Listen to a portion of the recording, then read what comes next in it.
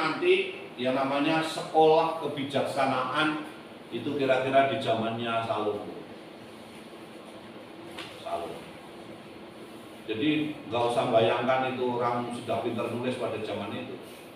Yang pintar nulis itu adalah orang-orang nanti seperti yang tinggal di bait suci itu. Termasuk misalnya tradisinya P. Karena mereka lah yang generasi-generasi terpelajar itu ya nggak banyak gitu. Maka kita bisa membayangkan ingatannya orang Yahudi itu sebelum ada Taurat yang tertulis itu, tulisan itu kan berarti kan cara mewariskannya dari mulut ke mulut. Berdasarkan ingatan. Ya, berdasarkan ingatan. Berarti memorinya orang dulu. Ya itu Pak. Kita harus dan ini kan cerita yang diulang-ulang terus. Itu setiap tahun harus diceritakan. Jadi ada kewajiban menceritakan. Dan nanti apa yang diceritakan itu sebenarnya yang diceritakan itu adalah kisah orang Israel yang keluar dari tanah Mesir. Nah itu wajib. Maka tadi kan dikatakan di dalam ayat berapa tadi? Ayat 24. Nah yang terakhir itu ya. 17 jadikan menurut tetap menanyakan tidak akan membawa pasukan-pasukan dari tanah Mesir. 17.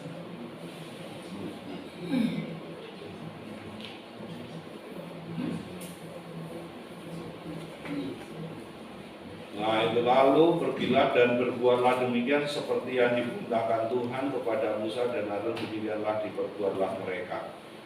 Nah itu yang harus juga tadi diingatkan, itu nanti terus menerus itu akan diminta oleh Tuhan supaya itu diceritakan kepada anak cucunya itu. Terus pesan-pesan yang kayak gitu itu. Kamu harus memegang ini sebagai ketetapan sampai selama-lamanya bagimu dan bagi anak-anakmu. Jadi itu yang terus diulang-ulang. Diwangsik. Nah, kalau orang Jawa ya waksit atau apa itu ya? Waksit lah ya. Wasiat. Tapi wasiat yang isinya kata. Kamu, saya belum paham mau dijelaskan yang ya 21 itu kan betul-betul domba.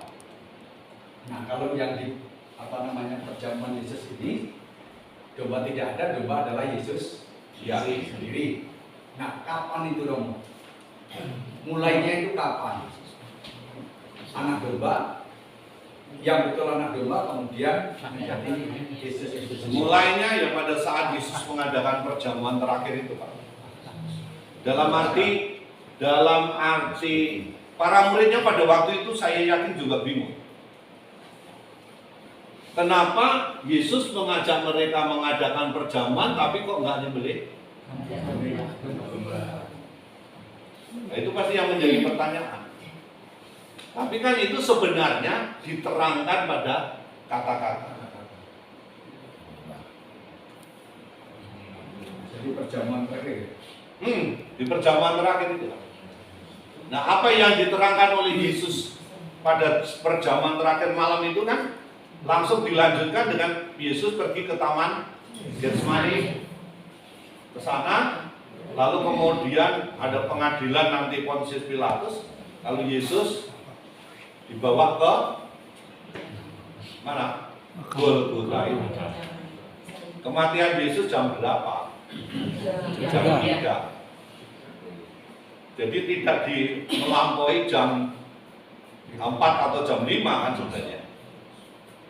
Karena kalau sudah lewat itu nanti kesorean itu berarti sudah hari berikutnya. Maka tidak 14 Nisan hitungnya gitu loh. Jadi 15 ya nggak cocok itu kan. Bagi orang Yahudi nanti tidak cocok. Karena menyembelih domba itu tanggal 14 Nisan. Entah itu 14 awal permulaan atau akhir.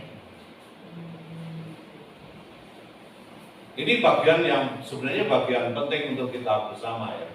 Ada peralihan dan saya kira ya murid-murid Yesus juga pada waktu itu, oh apa sih maksudnya ini?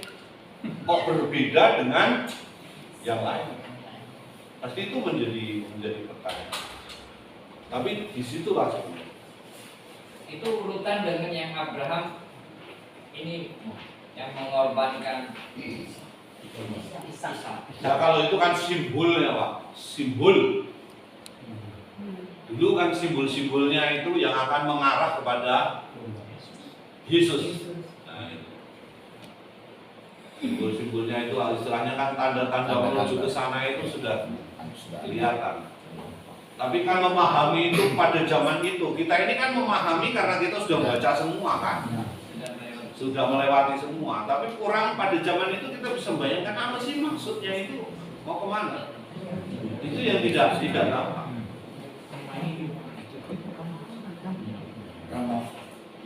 Ini siapa dulu? Ya, lanjutan.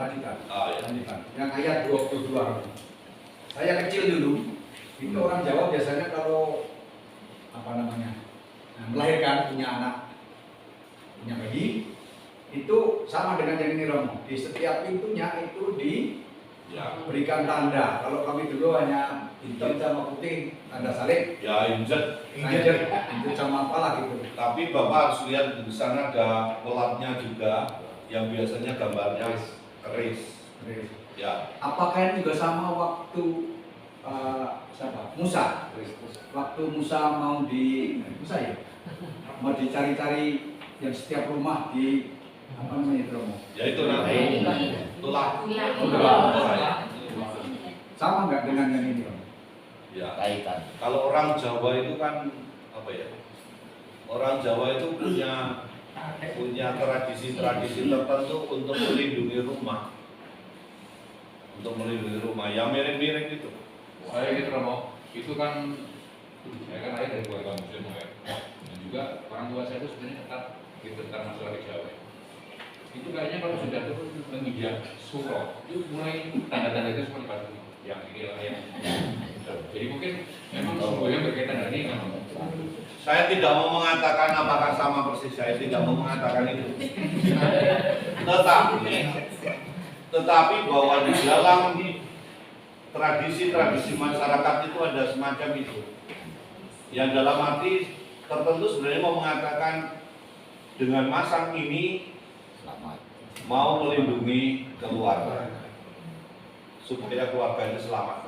Ada doanya itu Pak. Jadi kalau orang yang misalnya habis melahirkan itu pasang apa itu bangsanya pusar apa dan lain-lain itu kemudian ditanam di depan rumah dikasih lampu. Apa gunanya itu sebenarnya kan? Simbol. Yang saya tahu itu keris di ronda yang hitam putih itu injetnya itu sebenarnya kan disamping terasi itu maksudnya. Saya tahu memang gitu. Jadi mungkin kalau pendapat dulu kalau saya bilang ngomong karena ada bau yang kayak sedap itu jadi akhirnya nyingkir. Ya, maksudnya yaitu bodohnya Pak, itu bodohnya setannya orang Jawa.